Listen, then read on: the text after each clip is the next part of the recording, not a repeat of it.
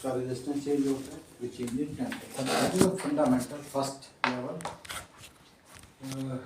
Principal. Most commonly used RTD is PT100। PT100 का नाम सुना है? क्या समझते हो PT100 का मतलब? बेसिकली 100 डिग्री मतलब 100 ओम पे 0 डिग्री सेल्सियस देता है वो। करेक्ट। PT platinum. तो यहाँ पे सेंसिंग एलिमेंट प्लेटिनम है, और जब भी ये कैलिब्रेट किया जाता है तो 0 डिग्री से कैलिब्रेट किया जाता है, किसी और टेम्परेचर पे नहीं कैलिब्रेट किया जाता।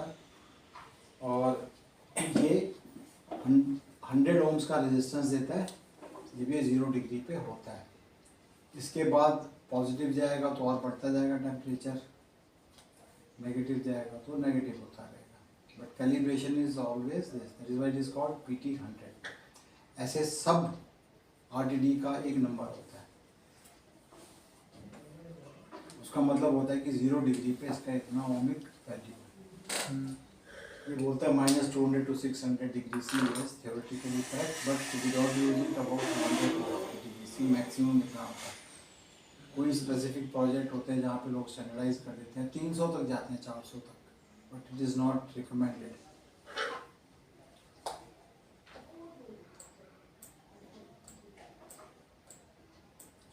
अभी आरटीडी के रेंज में और भी सेंसर होते हैं। बहुत कॉमनली यूज PT100 है। प्लेटिनम रेजिस्टेंस इंक्रीजेस 0.385 ओम पर डिग्री राइज ऑफ टेम्परेचर। इस हिसाब से वो बढ़ता चला जाएगा। एक आरटीडी होता है निकल का। निकल का 300 डिग्री सी पे 0 ओम। कॉपर का 150 डिग्री सी पे 0 ओम है, और एक प्लेटिनम निकल अलॉय है। ये तीन है, तीनों के कर्व यहाँ पे बने हुए हैं। प्लेटिनम का लीनियर हैं? प्लेटिनम का लीनियर है। प्लेटिनम का लीनियर है और यही ज़्यादातर यूज होता है।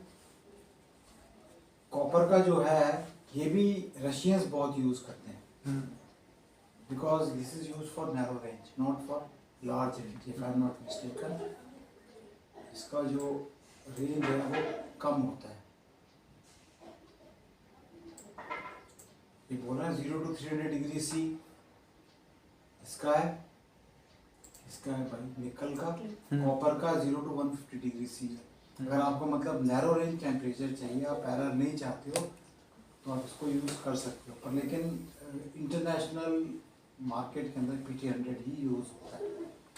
कोई कोई है जो लोग इस तरह के ऑप्शंस यूज़ करते हैं, otherwise that is the one. ये कॉपर 150 को बोलते हैं कॉपर 50, इसका नाम कॉपर 50 होता है। अच्छा। हाँ, जैसे इसका PT100 है, इसका हाँ, कॉपर 50 होता है, इसका 32 कुछ ऐसे होता है। ये इनकी रेंज अलग अलग हो गई है।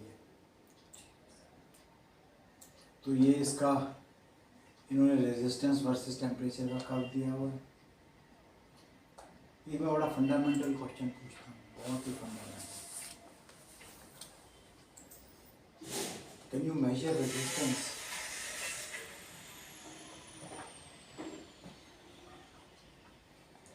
Can you measure resistance? Resistance कोई एंटिटी है? नहीं सर, ऐसे तो कोई एंटिटी नहीं, क्योंकि वो टेम्परेचर पे डिपेंड करता है। नहीं, टेम्परेचर को छोड़ दो, मैं तो टेम्परेचर से अलग होकर बात कर रहा हूँ। ऐसे as a electrical electronic engineer, can you measure resistance? Do you measure resistance? आप वोल्ट मेजर करते हो, हाँ, करंट मेजर करते हो, वोल्ट में करते हो, करंट एम्पियर में करते हो, रेजिस्टेंस ओम्स में होता है। Do you measure resistance?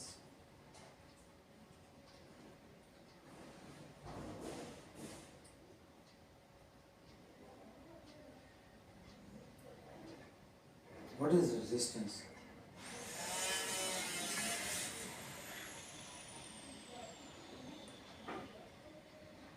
यार ओम्स लॉ ही पूछ रहा हूँ मैं, कौन सा कुछ और पूछ रहा हूँ? So it is a relation between voltage and current. कोई ऐसी चीज नहीं है रेजिस्टेंस की भाई ये ऐसा 1 पैरामीटर चेंजेस और चेंजेस, बट वी बड़े हम शान से रेजिस्टेंस का पता है। ये मेजर क्या करते हैं? What do we measure? We measure one thing in reference to other thing. Then we say it is a resistance. I think it is of general interest क्योंकि ये लोग मेरे को बहुत कम जवाब देते हैं।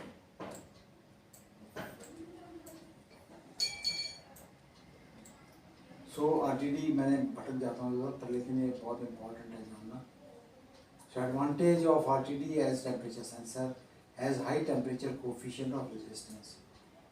High temperature coefficient of resistance. Resistance changes at a large value when the temperature changes. Whereas in case of thermocouple, millivolt changes with the change in temperature. Means here the resolution is verified, the value is very large of resistance. अगर मैं 4 unit thermocouple में बोलता हूँ तो इसके 10 unit होते हैं। It means its temperature coefficient is high, so it is used, but low temperature. Resistance temperature relation is linear. Resistance temperature relation is linear. ये आप देख रहे हो। High level of accuracy आपको मिलेगी क्योंकि इसका coefficient high है, linear है, इसलिए accuracy high मिलेगी। Extremely stable, very good reproducibility over a period of time. Nobel metal है, प्लेटिनम यूज हो रहा है, इसकी कैरेक्टरिस्टिक चेंज नहीं होती और रिपीटेबिलिटी अच्छी है, रिप्रोड्यूसिबिलिटी अच्छी है over a period of time with change in temperature also. ठीक है जी। Disadvantage of RTD, oxidation takes place at high temperature, therefore useful only for low temperature. High temperature में ये ऑक्सीडाइज हो जाएगा, मतलब तो प्लेटिनम में ये ऑक्सीडाइज हो जाएगा, जो उसका टिप है वो ऑक्सीडाइज हो जाएगा हाई टेम्परेचर से। ये एनवायरनमेंट नहीं है, ये सेंसर की बात हो रही है।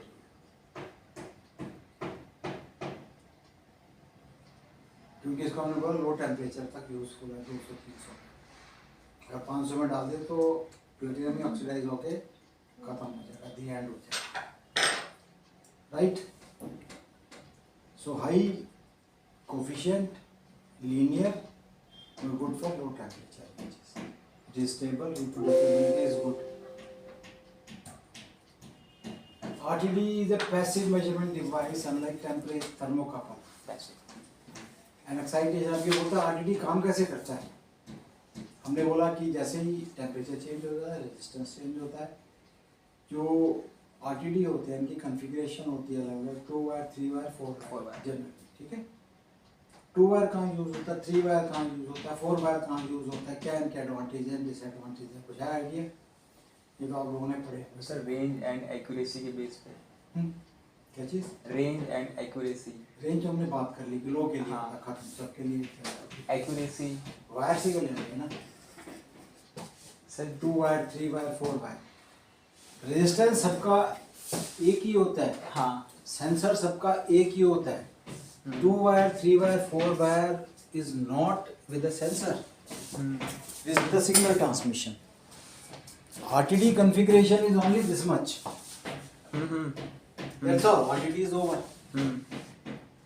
Then when you measure it, this can become 3 wire. This can become 4 wire. 4 wire. So RTD does not change. RTD remains same. Its measurement principle remains same. Everything remains. मैं just आपसे पूछा, have you ever thought of or understood or why it is there?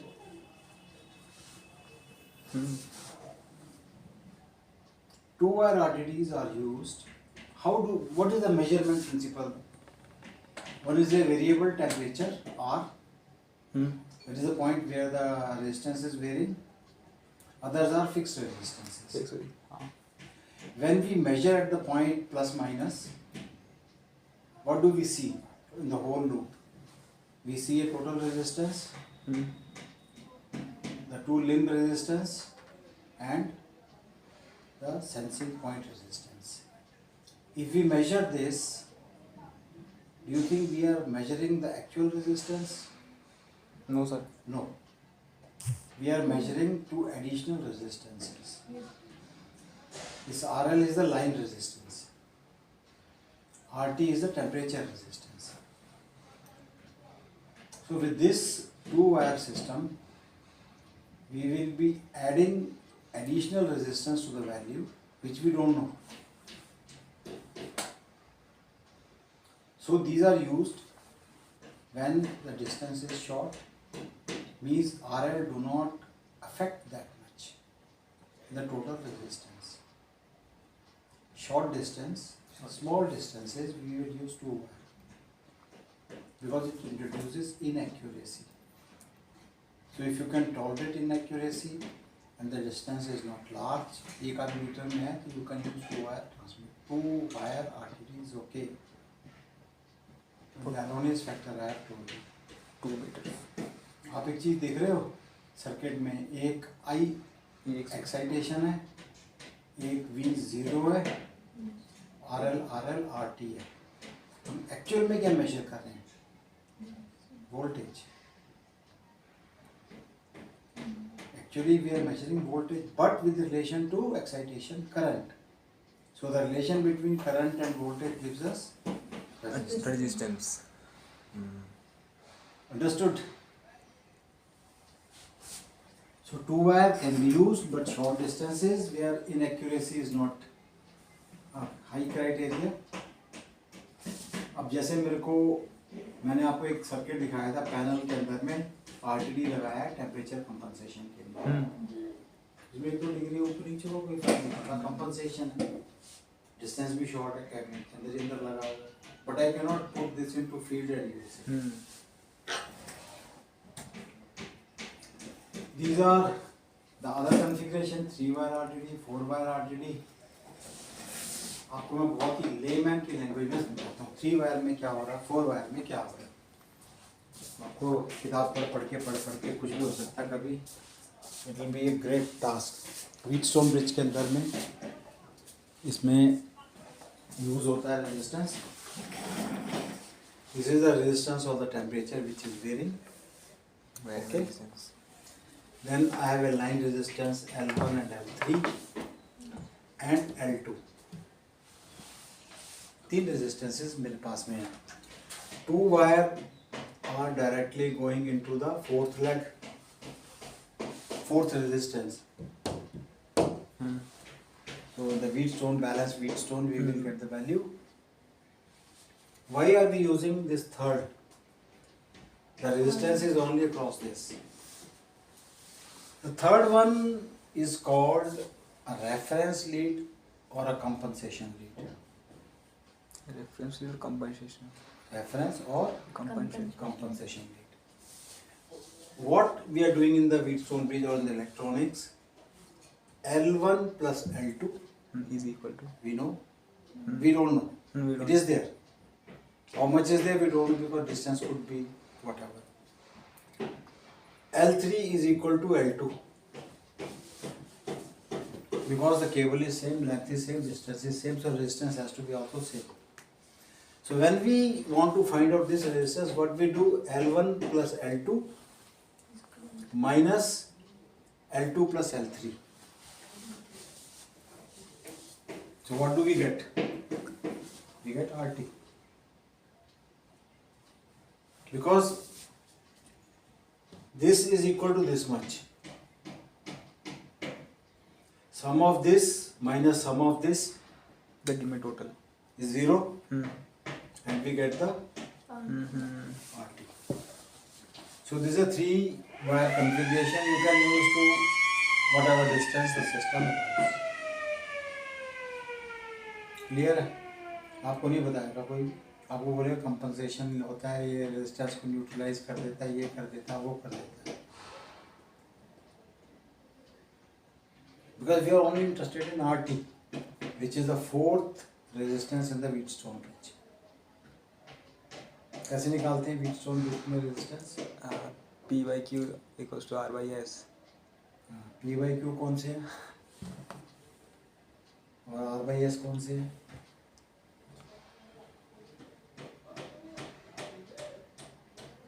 Balance Wheatstone में sir balance में ये balance ही तो है, unbalance थोड़ी है, थोड़ी तो वही है। बताओ जी, आप तो सब इलेक्ट्रॉनिक्स के लोग हो। इलेक्ट्रॉनिक्स में this upon this is equal to this upon this. अच्छा आमने सामने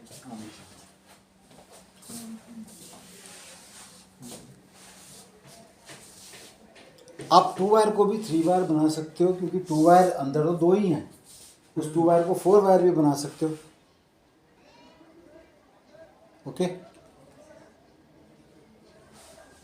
क्योंकि अंदर जो एलिमेंट है वो 2 वायर ही है, अंदर से 2 ही तारें निकलती हैं, 2 ही टर्मिनल होते हैं।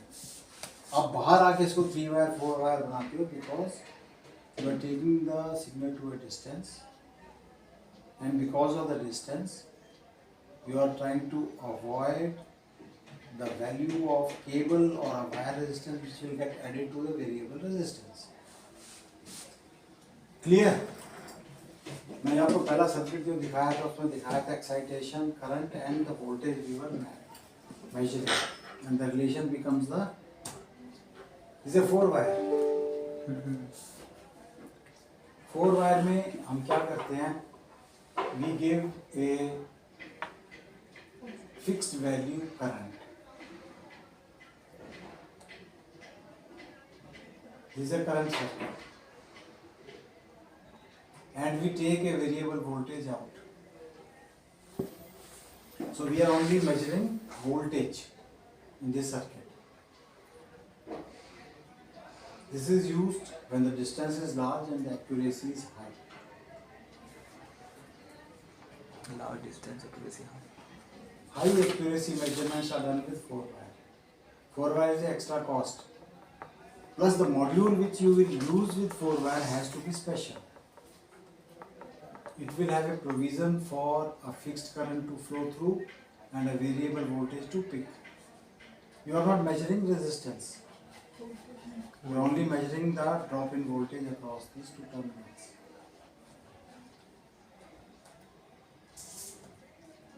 ठीक है जी? 4 wire RTD is used where high accuracy is required. 4 wire circuits are used over a longer distance than 3 wire. Consider using a transmitter in electrically noisy environment. Electrically noisy environment का मतलब क्या होता है?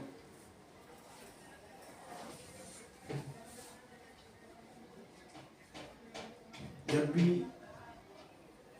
आपकी इस केबल के साथ में, सिग्नल केबल के साथ में, उसके आसपास में हाई वोल्टेज कैरिंग कंडक्टर होंगे, it generates a EMF field.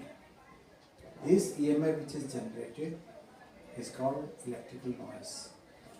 okay And this noise, if it rides over the signal wire, it will produce a erroneous signal. erroneous signal अगर ऐसा है तो बोल रहे हैं आप इसको ट्रांसमीटर लगा के फील्ड में कन्वर्ट करके करंट कैरी कर लो. Don't use voltage as a signal. Use always current current, milliampere. जब आप लॉन्ग डिस्टेंस पे जा रहे हो तो रास्ते में प्लांट के अंदर कुछ भी हो सकता है. 415 वोल्ट हो सकता है, 6.6 kV हो सकता है, 11 kV हो, 130 ड्रॉप, कुछ भी हो सकता है. But understand, remember always in mind, there is a transfer function. Transfer function can introduce error. Accuracy क्या बोल रहे हैं, इसमें जो accuracy है वो 1 point definition है, that is at 0 degree C. और कोई पॉइंट पे accuracy नहीं बताई जाती, lower value, upper value, middle value, measure value पे नहीं. Reference point is 0 degree C. वहाँ पे जो इनएक्यूरेसी है वही इनएक्यूरेसी इसके एंटायर रेंज में रहेगी. इसके अंदर भी स्टैंडर्ड्स हैं, DIN स्टैंडर्ड और ASTM standard. DIN standard is a German standard, ASTM is American standard. ये 2 स्टैंडर्ड के अंदर में कवर होती है. ASTM स्टैंडर्ड के अंदर में 2 ग्रेड है, एक के अंदर में 0.1% एक्यूरेसी है, एक में 0.05% एक्यूरेसी है. तो जब भी कस्टमर या कंसल्टेंट डिफाइन करेगा वो बोलेगा RTD according to ASTM E1137 grade A और ग्रेड B। ये कंसल्टेंट बताया। सर चाहे तो स्टैंडर्ड एक बना सकते थे, पर अलग अलग उन्होंने कंट्रीज। क्या बात कर रहे हो? ऐसे स्टैंडर्ड बन सकता है? इतनी बड़ी दुनिया है, इतनी बड़ी दुनिया में इतने लोग हैं, हर एक की अपनी अपनी मेथडोलॉजी है। जर्मन्स का अलग स्टैंडर्ड है, अमेरिकन का अलग स्टैंडर्ड है, रशियन का अलग स्टैंडर्ड है, जापानीज का अलग स्टैंडर्ड है। Japanese standard is GIS, Russian is GOS, American is ASTM, ANSI, German is DIN. DIN is a Deutsche Industrial Normal, इनका स्टैंडर्ड है। हर एक अपना स्टैंडर्ड है, इनके हर चीज़ अलग अलग होती है। जब से इंटरनेशनल स्टैंडर्ड हुआ तब से they started streamlining certain value.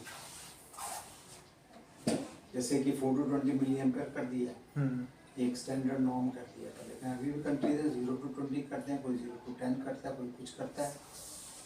उनका पर्पज ये भी होता है कि हमारा इंस्ट्रूमेंट दूसरे के साथ कंपैटिबल ना हो, हमारी सीक्रेसी हमारे पास रहे। सो अगर आप देखो, ये अमेरिकन स्टैंडर्ड है, ये डिन स्टैंडर्ड है, इनको यूरोपियन स्टैंडर्ड भी बोलते हैं। और क्योंकि डिन जो है ये जर्मन स्टैंडर्ड है बेसिकली। डिन किस में आता है? यूरोप में आता है, और यूरोपियन ने सब ने इसको फॉलो करते हैं, जर्मन स्टैंडर्ड। यहाँ पे एक्यूरेसी लेवल मोर और लेस कंपेरेबल है। यहाँ 0.1 है तो 0.12 है, या 0.05 है तो 0.6 है, but they are acceptable to the industry. तो मैंने आपको बताया, स्टैंडर्ड का नाम देंगे, एक्यूरेसी का क्लास बताएंगे, that is what you have to do. अब ये कॉमर्शियल इंटरेस्ट की बात है, क्योंकि जब ऑफर्स बनती हैं तो ऐसे ही बनती हैं। सेंसर केबल थिकनेस, अभी आप देखोगे ये JKEG टाइप ऑफ एलिमेंट्स हैं। 8 AWG to 36 American wire gauge is the AWG। ये थिकनेस बताता है डायमीटर में कि कितना डायमीटर का साइज है। जैसे जैसे डायमीटर कम होता चला जाता है, वैसे वैसे टेम्परेचर रेंज कम होती चली जाती है। आपको अगर ज़्यादा टेम्परेचर रेंज में जाना है तो आपको जो वायर यूज़ करते हैं वो थिक यूज़ करनी है। ठीक। हालांकि हमने के टाइप में बोला कि 1200 तक जाता है। अगर 1200 तक आपको टेम्परेचर एक्यूरेटली मेजर करना है तो आपको जो उसकी एक्सटेंशन केबल है 8 AWG की यूज़ करनी पड़ेगी। बहुत ज़्यादा ये 2300 के लिए। अगर आप बोल रहे मेरा टेम्परेचर 1600 का ही इंटरेस्ट से ज़्यादा नहीं, तो आप 24 AWG तक की वायर यूज़ कर सकते हो, थिनर वायर यूज़ कर सकते हो। These are very expensive wires. There is a relation between the dia of the wire to the temperature. Higher the wire, more the temperature; lesser the dia, lesser the temperature. Understood?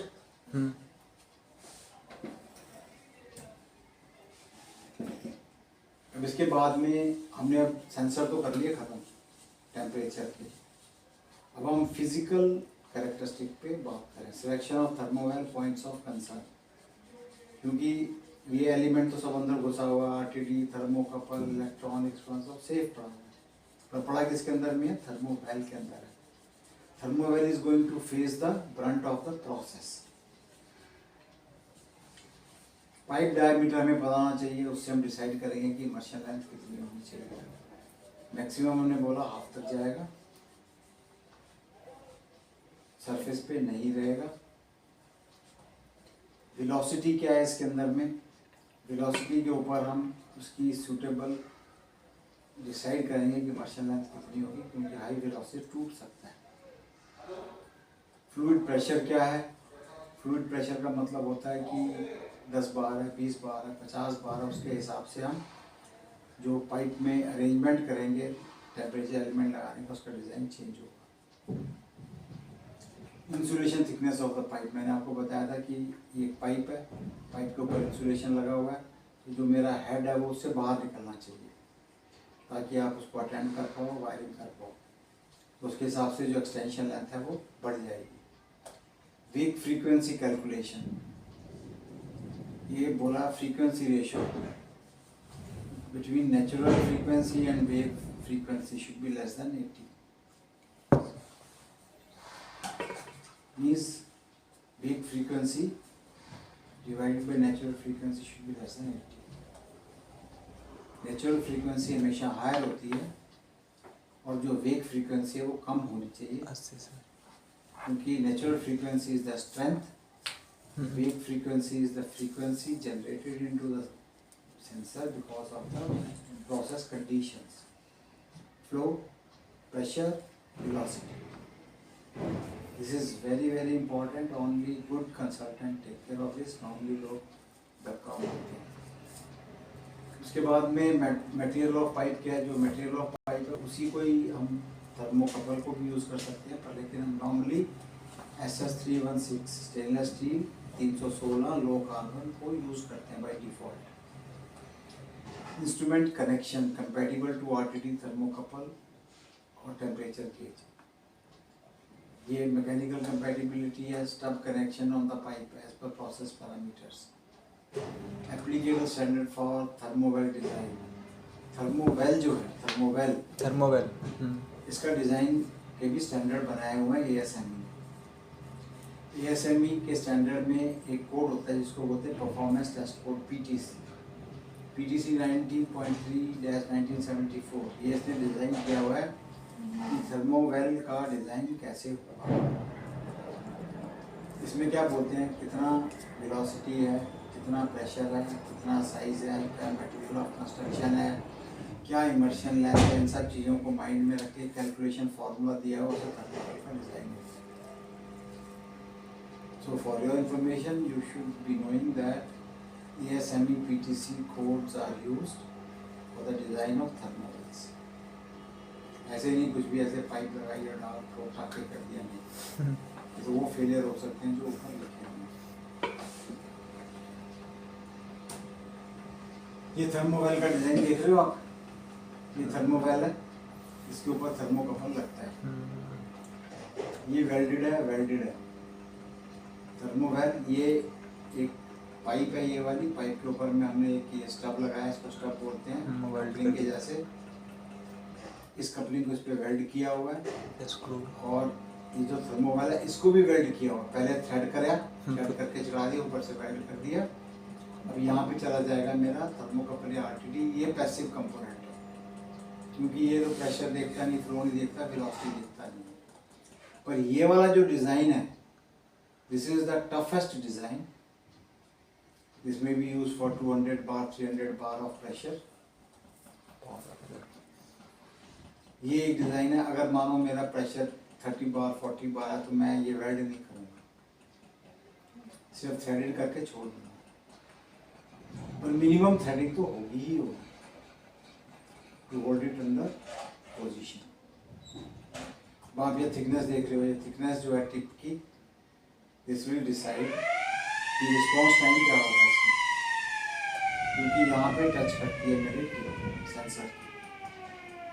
अब ये जो diameter है, ये decide होते हैं pressure, flow and velocity. यही design ASME PTC code से निकल के आता है. ये है गैसेस के लिए. जैसे टिपिकल एग्जांपल है फ्लू गैस में कोल डस्ट होती है, फ्लाई ऐश होती है. इसमें जो उसकी सरफेस साइड वॉल पे लगती है वो टैपिंग गैस होती है 45 डिग्री पे. और यहाँ पे टेम्परेचर सेंसर लगता है.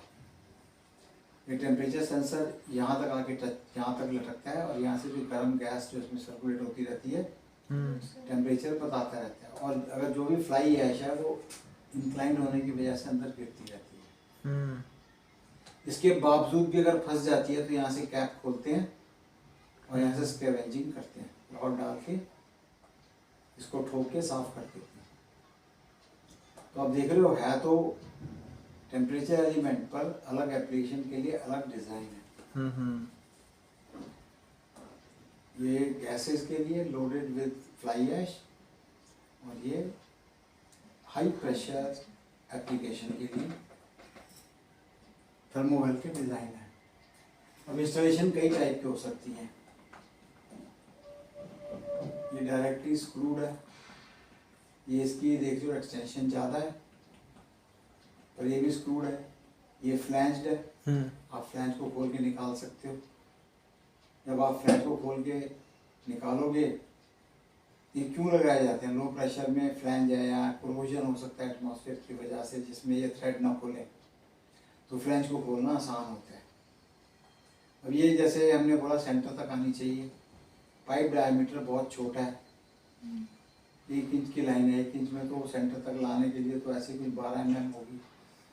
तो ये लगाते हैं एंगल पे, ताकि इसकी इमर्शन थोड़ी सी बढ़ जाए और टेम्परेचर को सेंस कर पाए। अगर ये वर्टिकल लगाते तो इसकी लेंथ इतनी सी होती, अभी एंगल पे लगाया है तो इतनी है। अच्छा, एक चीज़ है कि आप देख रहे हो ये सेंट्रल लाइन से नीचे आ रहा है। टर्बुलेंस इस सरफेस पे, इस सरफेस पे है। अगर छोटा डायमीटर है तो आप सेंट्रल लाइन से आगे आ सकते हो, पर make sure that it does not go close to the wall. अगर बड़ी पाइप है तो आप सेंटर तक ही रखो, कोई जरूरत नहीं है। छोटी पाइप है तो उसको मैकेनिकली अकोमोडेट करने के लिए वी गो टू द, वैसे तो यहाँ पे ख़त्म हो जानी चाहिए इस जगह पे, पर लेकिन बहुत कम है इसलिए इसको यहाँ तक ले आओ। इट इज सेम सिचुएशन, इस वॉल से रिलेशन वही है, डिस्टेंस उतना ही है। अब ये है, आपको अगर कहीं जगह नहीं मिल रही है और मुश्किल है तो आप एल्बो बेंडिंग पॉइंट पे भी लगा सकते हो। But bending point में you have to make sure कि flow is upward, not downward. Measuring point जो है upward flow की डायरेक्शन होनी चाहिए। ये वहाँ पे भी यूज़ होती है जहाँ पे पाइप डायमीटर कम होते हैं, छोटे होते हैं, आपको जगह नहीं मिल रही है, इमर्शन नहीं हो सकता है, कोई बहुत सी कंडीशंस होती हैं, तो एल्बो पे भी लगाया जाता है। अब आप ये देख रहे हो, ये भी टेम्परेचर सेंसर हैं पर अलग टाइप के हैं। ये जैसा मेरी ये पाइप है, पाइप का टेम्परेचर, स्किन टेम्परेचर मुझे मेजर करना है, स्किन। तो क्या करते हैं, जो सेंसर है इसको यहाँ पे पैड से वेल्ड कर देते हैं, इसके साथ टच करा देते हैं, और फिर यहाँ से ये कैपिलरी के अंदर केबल ले जाके हेड पे जोड़ देते हैं। तो इसमें टेम्परेचर हम मेजर कर रहे हैं not of the fluid but of the pipe, क्योंकि पाइप का टेम्परेचर क्रिटिकल है, छेद ना हो जाए, ब्रिटल ना हो जाए, टूट ना जाए। ये वाला है thermowell for coal mill, yes. इसका देख रहे हो, एक ये शाइनिंग सरफेस है और एक ये नॉन शाइनिंग सरफेस है। तो जो नॉन शाइनिंग है, this is made of Inconel, or this is made of steelite. These are all very very hard materials. Their BHN number is more than 80. So even if the abrasive material touches them, they will not wear off. Steelite, inconel, these are the materials which are used for abrasive processes. जैसे transportation में क्या होता है, अब pipe किस लिए use होती है? For transporting a process from one point two another point. Fluid, solid you can not transfer it, but solid also you can not transfer by any other means other than conveyors. एक और तरीका होता है, आप solid को crush करके amorphous form में ले आओ और अमॉर्फस फॉर्म में लेके एयर के साथ कैरी करो उसको। You blow air inside a pipe and you make the amorphous form of the solid fall into it, you carry it. That is a possibility. तो यहाँ पे यही होता है, कोल मिल के अंदर कोल क्रश हो रहा होता है, उसकी जो मिल होती है उसको प्रेशराइज कर देते हैं एयर से, तो एक एग्जिट बनाए थे, वो जो एयर है वो ले जाती है कोल को अपने साथ। अब कोई जगह ऐसी होती है, जैसे मैं आपको बताऊं,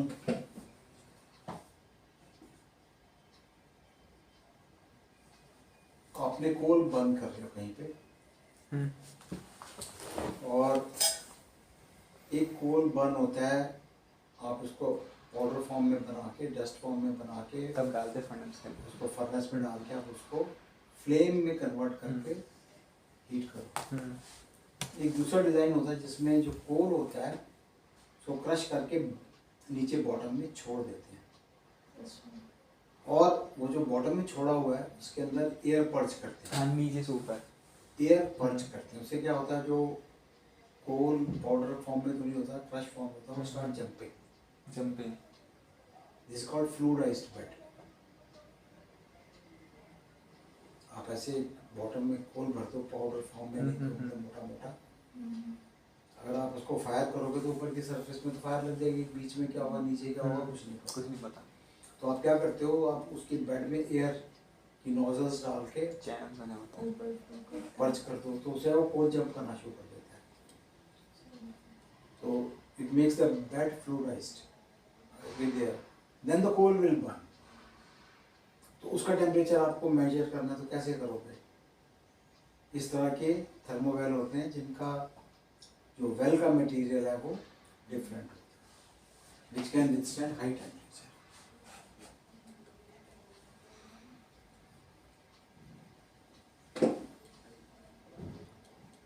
बेयरिंग्स।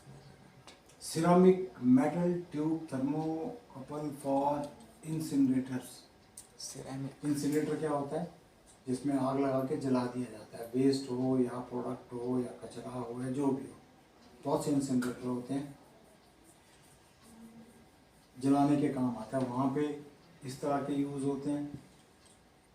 ये है slot type RTD for motor generator winding temperature. ये आपके पास पड़ा हुआ, मैंने आपको बताया। ये आगे का पोर्शन है, इसमें सेंसर है, आगे की लीड केबल है, इसका वही मटेरियल है लीड वायर का जो अंदर सेंसर का है। इसको आप होल में इंसर्ट कर दो, डाल दो और हो गया काम। जनरेटर वाइंडिंग है, जनरेटर वाइंडिंग का टेम्परेचर देखना, तो क्या करोगे? ये पतली सी चीज़ है, इसको आप उसकी वाइंडिंग में इंसर्ट कर दो, रेजिन के अंदर इसको सील कर दो, हो गया, और आपको टेम्परेचर मिलता रहेगा। इसमें थर्मोवेल की जरूरत नहीं, क्योंकि इसमें कोई प्रोसेस ही नहीं है। मैं आपको इसलिए दिखा रहा हूँ क्योंकि ये different type of measuring applications हैं, उनके डिज़ाइन है। और temperature sounds to be a very simple thing, but it is not all that simple. So this brings to the end of the presentation. Now I will again touch upon the first statement.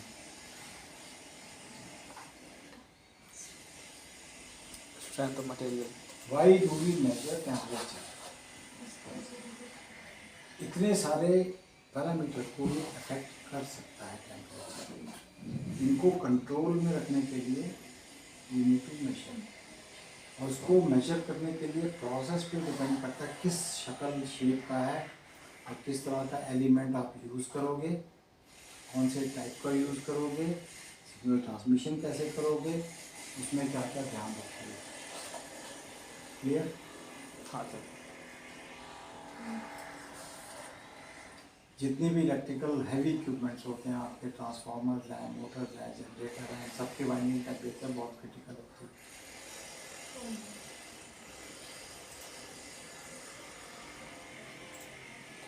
So that's it. No we are left with only one sensor.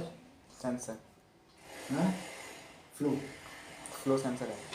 Flow and pressure ये correlate with each other quite closely. देखते हैं, pressure का करना तो कर देंगे, otherwise in principle measure is flow. Flow. So next session we will have on flow. Okay. Okay sir. अब आपका कुछ रिएक्शन आ रहा हो, बताओ, पूछो, क्योंकि भी गरम गरम है तो आपको जवाब मिल जाएगा।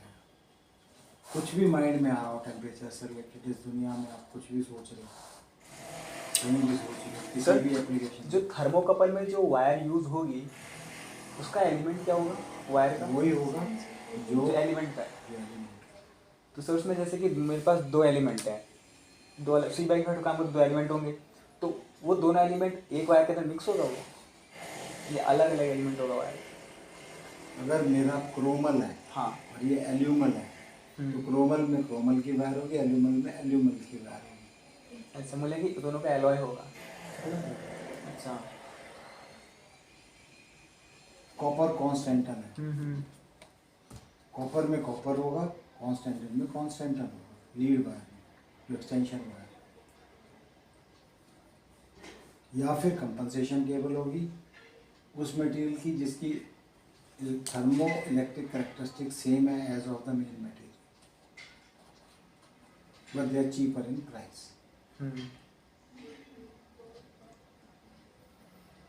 सर अगर वायर बीच में से ब्रेक हो जाती है हमारी, तो वो तो सेकंड जंक्शन फॉर्म करेगी फिर वहाँ पे। ब्रेक हो गई तो जंक्शन ही नहीं है, ब्रेक हो गई तो जंक्शन ही नहीं है। नहीं, अगर दोबारा उसे जोड़ते हैं तो जोड़ सकते ही नहीं, अलाउड ही नहीं, हाँ, allowed। परमिसिबल ही नहीं है, क्योंकि then that will become a cold junction point, उसका टेम्परेचर कौन मेंटेन करेगा।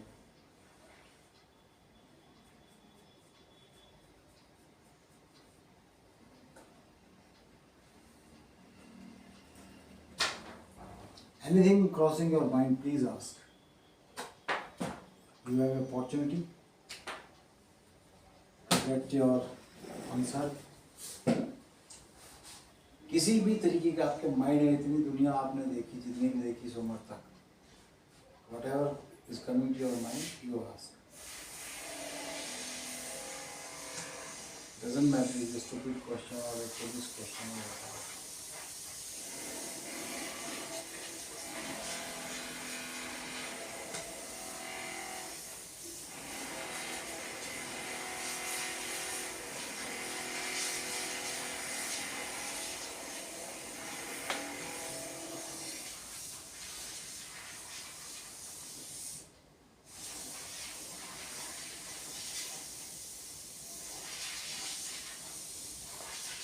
सर जैसे आरटीडी में प्लैटिनम की प्लैटिनम 100 कितनी है करना है, हाँ फिर कोई और चीज़ हमको तो पता है कॉपर है, निकल, तो सर इसकी कोई प्रॉपर्टी होती है कि इसमें platinum is a noble material.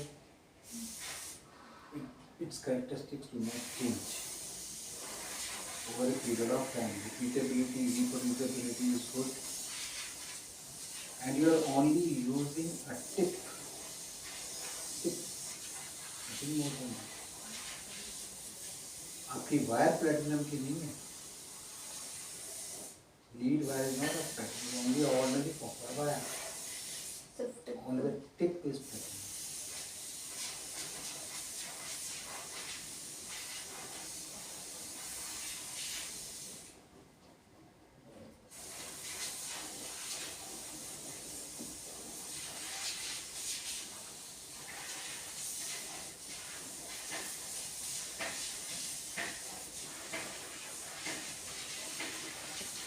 नहीं सर, अभी कोई क्वेश्चन नहीं है, बाकी तो इजी था। अभी तो सर कोई क्वेश्चन नहीं है, क्या नहीं है? अभी कोई क्वेश्चन नहीं क्लास की। अरे तुम इसमें से क्वेश्चन मत ढूंढो, आप दुनिया अपने चारों ओर देखो, वहाँ से आपको कोई क्वेरी आती तो बोलो, हाँ, यहाँ नहीं।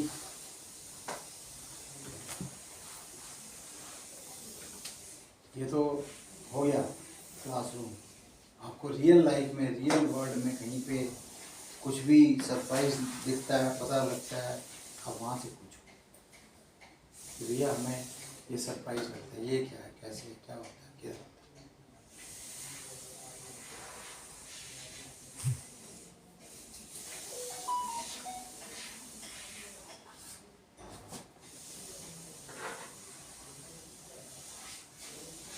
नहीं है तो good, all surprises are answer good, अभी नहीं है सर। ठीक है, ओके।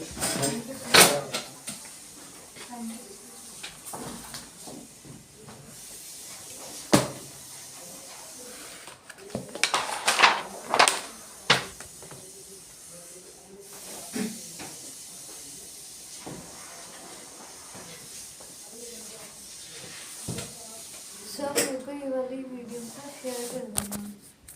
चाहिए।